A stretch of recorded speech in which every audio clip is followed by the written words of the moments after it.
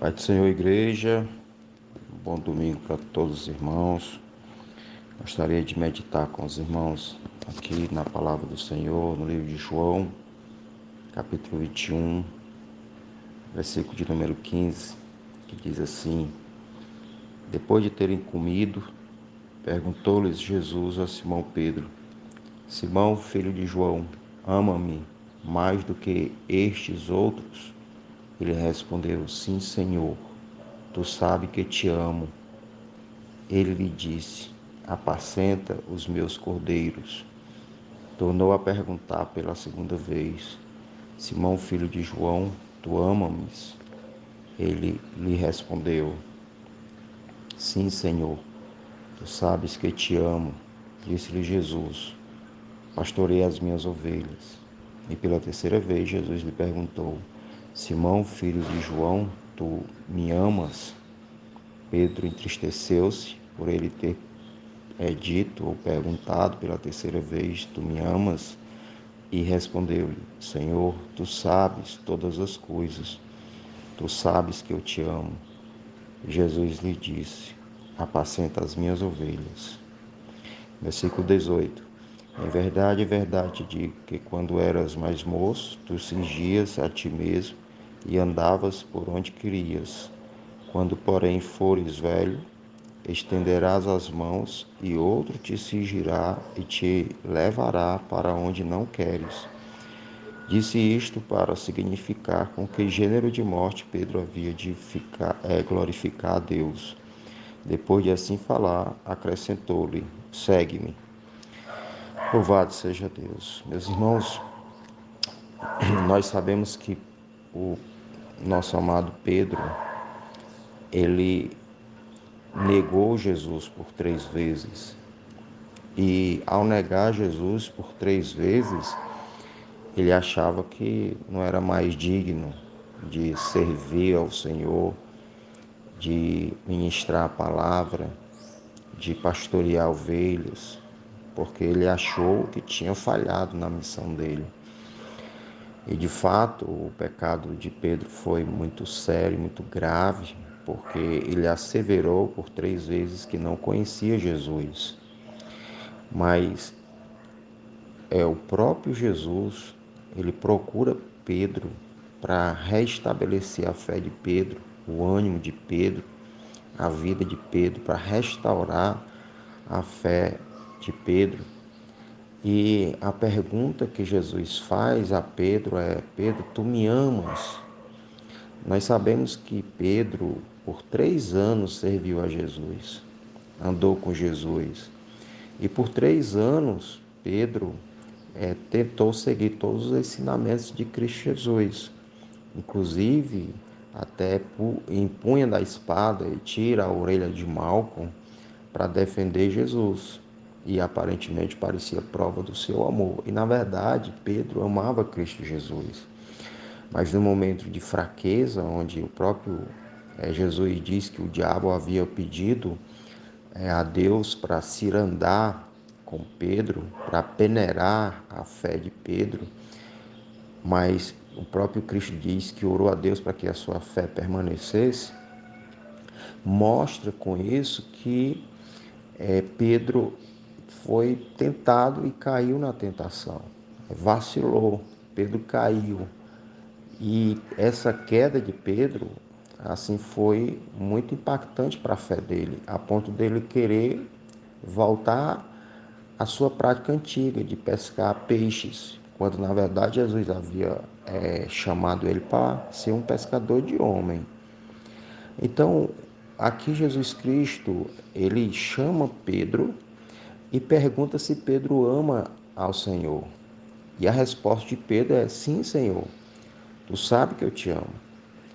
Mas o que Jesus fala é uma coisa maravilhosa, porque ele diz: se tu me amas, então apacenta as minhas ovelhas, apacenta os meus cordeiros.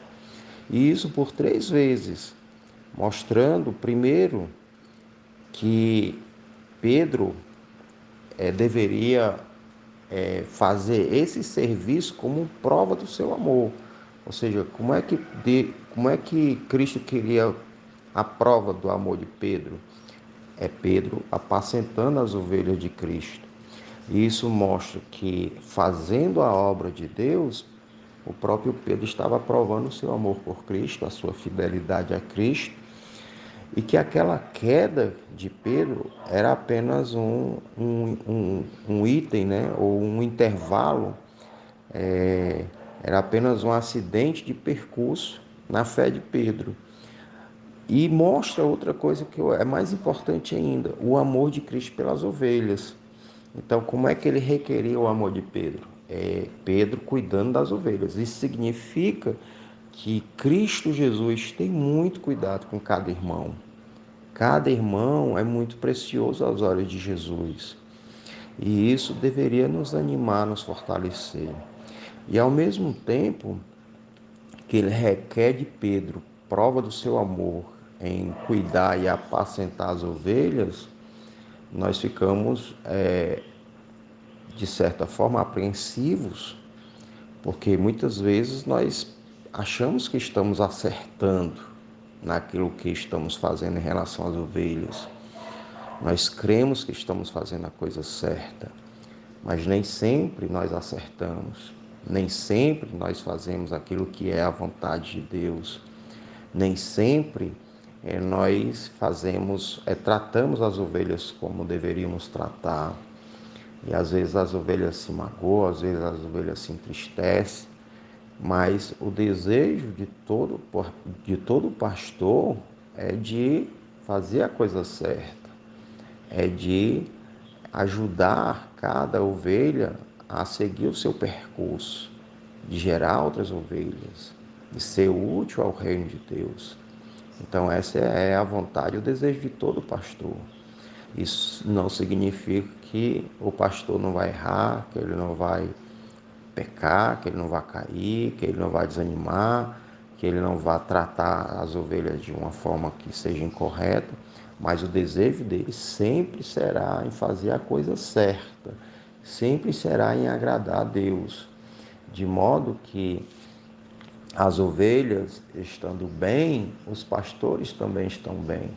Daí a grande preocupação e o fardo que cada pastor leva em ver as suas ovelhas bem, suas ovelhas alegres, fortalecidas, animadas, né?